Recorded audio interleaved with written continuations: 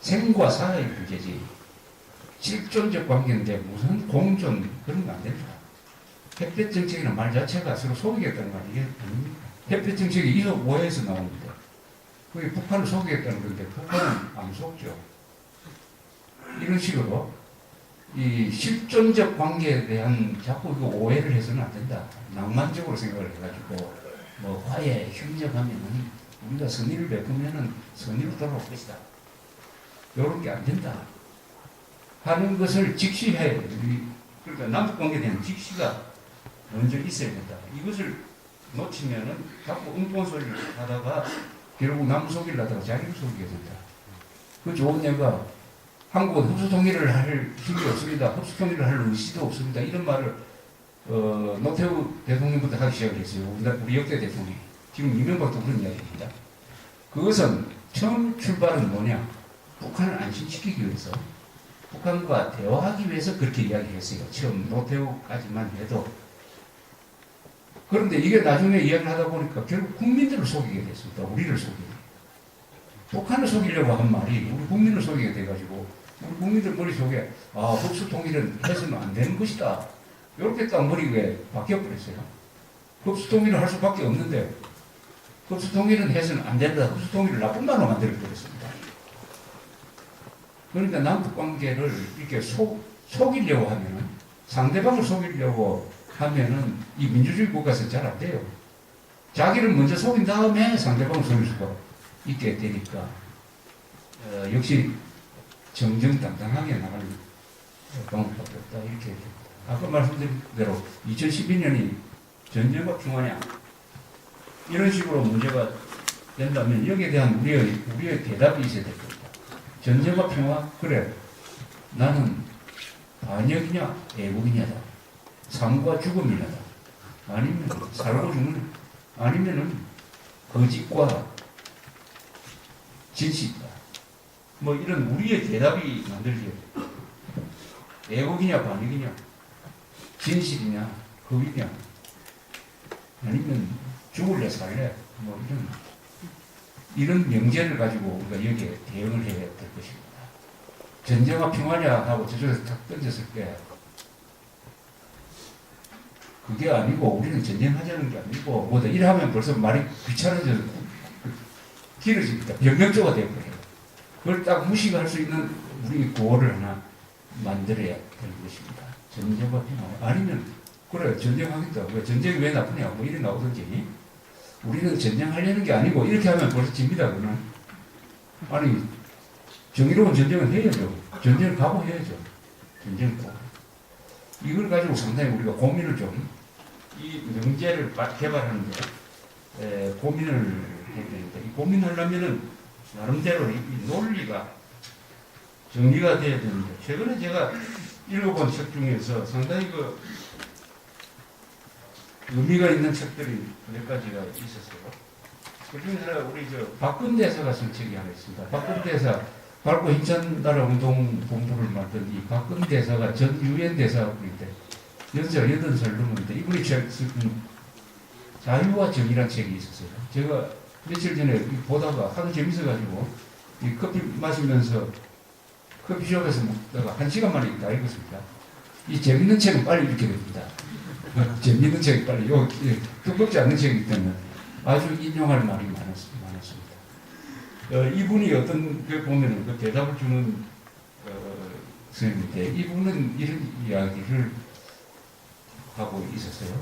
결국 세계사를 흐름을 보면은 북한은 반드시 망한다. 반드시 망하는 이유는 뭐냐? 북한이 버티고 있는 것은 지정학적 조건 때문에 버티고 있다. 즉 중국이 뒤를 봐주기 때문에 버티고 있다. 그러나 이 세계 역사가 발전하는 것은 지정학적 조건을 인간의 조건이 결국 합도하면서 발전합니다. 인간의 조건은 자유를 확대시키는 쪽으로 발전하기 때문에 지정학적 조건보다 더 강한 것이다. 그러면서 중국에 대해서 우리가 그동안에 사대주의 정책을 써왔는데 지금 한국의 외교도 결국 지금 중국에 대한 사대주의 정책의 외교를 쓰고 있다. 그런데 무슨 일이 일어났을 때 중국이 억지를 부리면 우리가 가만히 참고 있으면서 중국이 세계의 패권 국가가 될 테니까 중국을 자극을 해서는 안 된다든지 하는 것은 이건 완전히 사대주의다. 조선조에서부터 시작된 대중 사대주의 이 금기를 깨야 남북 간에 활로를 열 수가 있다. 그러니까 중국에 대한 사대주의를 깨야 된다. 뭐 이걸 아주 강조하고 있었습니다. 지금 사실 중국에 대해서 우리가 할 이야기를 못하죠. 일본에 대해서는 할 이야기를 많이 합니다. 너무 많이 해서 다르죠. 미국에 대해서도 할 이야기를 다 해요. 그런데 유독 중국에 대해서는 우리가 할 이야기를 못해요. 할 이야기 못하는 것을 또 비판적으로 보는 사람도 없습니다. 우리 골수에 사무치에 있는 사대주의. 사대주의는 어떻게 보면 노예거든인데 이걸 어떻게 청산하느냐, 깨느냐 하는 게 한국 외교의 가장 큰 중요한 문제다. 가장 중요한 문제다. 그런데 그 방법이 있다. 박근혜 대사 이야기 방법이 있다는 거예요. 그 방법은 뭐냐?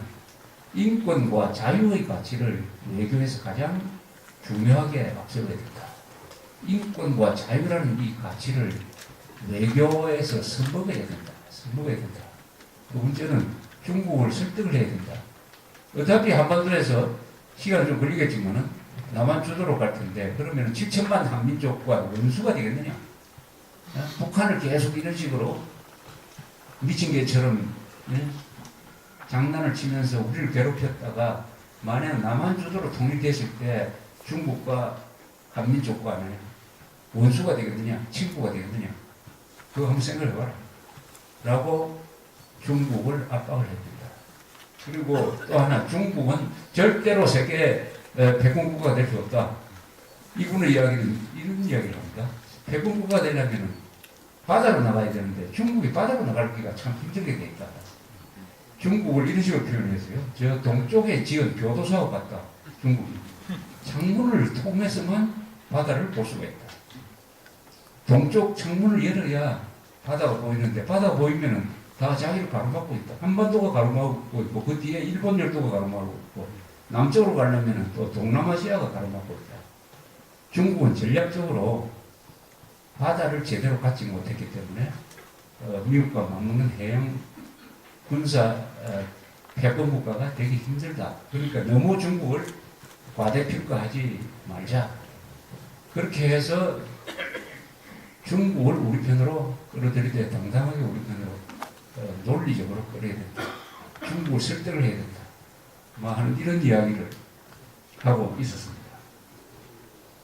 이 박근혜 대사의 이야기에서 나오는 이 사대주의 문제, 사대주의 문제는 우리가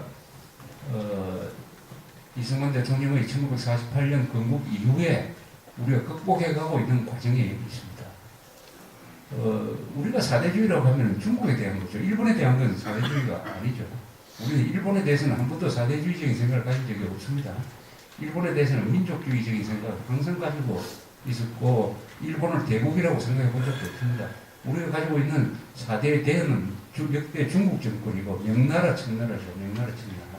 한때 원세계가 이모군란 이후에 원세계가 한국에 10년 동안 있으면서 한국 외교를 없애버리는 거 있지 않습니까? 그때는 외국에서 청나라 어느 나라에 우리가 공사가 가면 한국 공사가 가면은 그 나라 외무부를 먼저 방문하는 것이 아니고 그 나라에 있는 청나라 공사관으로 가가지고 신고를 하고 그 청나라 공사의 안내하에 그 나라 외무부를 방문했던 적이 우리가 있었습니다. 우리 외교적 독자권을 가진 적이 없었어요. 1948년 이후에 이승만 대통령이 비로소 자주적 외교를 하기 시작한 것입니다. 그러니까 역사가 굉장히 짧습니다. 60년 역사밖에 안 됩니다. 우리의 외교는.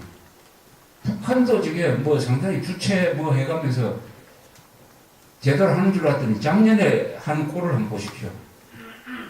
김정은이 책봉 받으려고 그 병든 몸을 이끌고 중국에 2번 찾아갔지 않습니까? 2번 찾아. 중국도 이게 사대주의, 결국 사대주의의 그 외교를 청산한 줄 알았더니 버리지 못했어요. 이거는 우리만 할 수 있죠. 우리 정도의 국력을 가져야, 한국 정도의 국력을 가져야 사대주의를 청산하고 대중 사대주의 청산하는 과정이 바로 북한을 우리가 접수하는 길이죠. 북한으로 하여금 북한으로 하여금 중국으로 하여금 북한을 계속 껴안는다는 게 결국 장기적으로 봐서 중국의 국가 이익에 매우 나쁜 영향을 미칠 것이다. 그것은 한국이 힘이 세기 때문이다. 우리 힘이 어느 정도냐 하는 것을 중국에 한번 보여줄 필요가 있다. 그 힘은 어디서 나오냐. 현재는 군사력, 경제력 다 만만치 않다. 동시에 우리가 가지고 있는 인권, 자유의 원칙이 있다. 그래서 우리가 달라이라마 같은 사람이 한국에 오면 우리 정부에서 지금까지 안 받아줍니다. 달라이라마 일본까지 받는데 우리나라까지 못 와요. 왜 안 받아주니까? 달라이라마가 한국에 오면 왜 못 옵니까? 미국에 가는 달라이라마가 한국에는 왜 못 옵니까? 그걸 중국 비위 안 거슬린다고 이런 짓을 하고 있으면 이게 사대주의죠. 이게 사대주의죠. 재작년 초에 중국 사람들이 이게 난동 부려가지고 10,000명이 그 데모, 서울에서 데모를 하고 결정을 그들을 폐고할 때도 우리 정부가 어떤 태도를 취했느냐 하는 거를 이게 요 중국에 대한 우리의 자세를 바로잡는 것이 바로 북한을 우리 쪽으로 끌어당기는 가장 중요한 선택이다. 동구가 무너진 거는 뭐 여러 가지 말이 많지만 간단하게 얘기하면 소련이 더 이상 안 봐주기로 하니까 끝난 것처럼 중국이 북한을 안 봐주기 시작하면 북한은 끝날 때였다. 하는 게 이 박근 대사의 자유와 정의라는 책에서 우리가 가르치고 있는 것입니다. 이 책의 제일 앞에 나오는 이 문장이 좋아서 제가 한번 읽어드리겠습니다. 이 박근 대사 세계사의 불변하는 주역은 개인이라고 단호히 말할 수 있다. 사람은 개인으로 창조되었고 개인으로 태어났고 상둥이도 마찬가지다. 개인으로 존재하다가 개인으로 떠난다. 창조된 것은 인류가 아니고 민족도 아니고 계급도 아니고 어떤 사회 공동체도 아니다. 비록 엄마의 품에 안겨와 첫 울음을 터뜨리고 아내의 품에 안겨와 마지막 숨을 거둔다 하더라도 결국 개인으로서 자라고 개인으로서 살다가 떠난다. 예부터 국가의 정치의 목적은 이 개인을 보호하고 그의 자유와 힘을 키워주고 그가 행복하게 살다가 떠날 수 있도록 도와주는 데 있었다고 보아야 한다. 철학자 데카르트는 나는 생각하기 때문에 나는 존재한다라고 말했다. 생각하는 존재는 나 이외에 따로 없다. 따라서 실제로 존재한다고 할 수 있는 것은 나 이외에는 없다고 하겠다. 가족도 민족도 계급도 생각하는 존재가 아니다. 개인이 모인 집단이다. 집단일 뿐이다. 이 이야기는 우리가 가끔 놓치기 쉬운 이 자유민주주의, 우리가 지금 자유민주주의라고 하는데 이 자유민주주의가 어떤 인간관을 갖고 있느냐, 어떤 인간관을 갖고 있느냐 하는 것을 아주 잘 설명을 해주고 있습니다. 자유민주주의는 어떤 인간관에 기초하고 있을 것입니다. 인간을 어떤 존재로 보느냐. 그럼 마르크스는 공산주의는 인간을 어떤 존재로 보느냐. 공산주의는 인간의 독자성을 인정하지 않죠. 인간을 사회관계의 어떤 종합적 표현이다 이렇게 봅니다. 사회적 관계 속에서 인간을 설정합니다. 그러나 자본주의, 민주주의, 자유민주주의는 개인은 인간, 개인, 나는 신성 불가침한 존재다. 나의 권리는 누구도 어떤 국가도 말살할 수가 없다. 나의 권리는 세 가지다. 하나는 생존권이고 자유권이고 행복을 추구할 권리다. 이것은 누구도 국가도 어떤 독재자도 간섭할 수 없는 내 고유의 권리이다. 이게 개인주의입니다. 개인주의. 이기주의는 다르죠. 이기주의는 남한테 피해를 주더라도 내가 덕을 봐야겠다고 하는 게 이기주의입니다. 나밖에 모르는 것이 이기주의입니다. 그러나 개인주의는 내가 이 우주 만물에서 가장 소중한 존재다. 내가 가장 소중한 존재다. 나는 왕보다 계급이 낮더라도 인간의 가치로서는 왕과 똑같은 사람이다 하는 이 자아의식, 자존심, 요걸 기초로 한 것이 자유민주주의입니다. 그래서 자유민주주의 가장 핵심적인 것은 국가와 나 사이가 동등한 것입니다. 국가가 개인 위에 있는 게 아닙니다. 국가가 개인 위에 있다고 우리는 인정하면 안 됩니다. 공동체를 위해서 내가 희생해야 된다는 것은 자유민주주의가 아닙니다. 공동체를 위해서 희생을 강요하는 게 자유민주주의가 아니에요. 공동체를 위해서 나의 봉사를 기대하는 거죠. 스스로 자발적으로 하는 것이지 어떤 한 대를 위해서 소를 희생한다. 그것은 전체주의의 이론이지. 절대로 그는 자유민주주의가 아니다. 그래서 자유민주주의가 꼽히려면은 인간관이 뚜렷해야 된다. 그런데 동양에서 개인주의가 가장 발달한 나라가 한국이다. 일본보다도 중국보다도 한국 사람들이 옛날부터 개인주의가 발달한 나라다. 그래서 한국이 이런 역동적인 자유민주주의를 만들었다.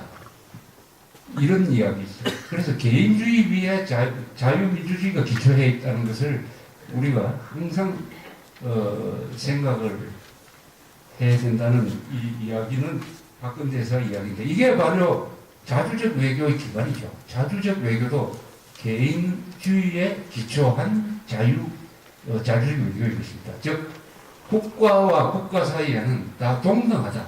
큰 나라가 있고 뭐 작은 나라가 있는 것이 아니다. 사대주의라는 것은 국제관계에서는 존재할 수가 없다. 사대주의는 큰 것을 모신다는 거 아닙니까? 그래서 이 재밌는 게 사대주의는 이게 영어로 번역이 안 돼요. 이상한 베개. 사대주의를 영어로 번역하려면 단어가 없습니다.